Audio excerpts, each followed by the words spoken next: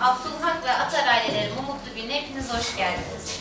Öncelikle gelin hanımla başlayalım. İsminiz, soy isminiz? Kaya Abdülhak. Teşekkür ederim. Beyefendi adınız, soyadınız? Ümit Atar. Teşekkür ederim. Şahitleri sizleri tanıyalım. Yiğit Abdülhak. Erkan Demir. Teşekkür ederim. Belediyemize başvurarak evlenme isteğinizi beyan ettiniz. Beyanınızda ibraz etmiş olduğunuz evraklar incelendi. Evliliğe dair herhangi bir engelinizin olmadığı anlaşılmıştır. Bir kez de bizlerin değerli şahitlerimiz salonda bulunan misafirlerimiz huzurunda beyanınızı yüksek sesle bekliyorum. Siz Feya Abdülhak, hiç kimsenin baskısı altında kalmadan özgür bir iradeniz ve kendi arzunuz ile Ümit Atar ile evlenmeyi kabul ediyor musunuz? Evet.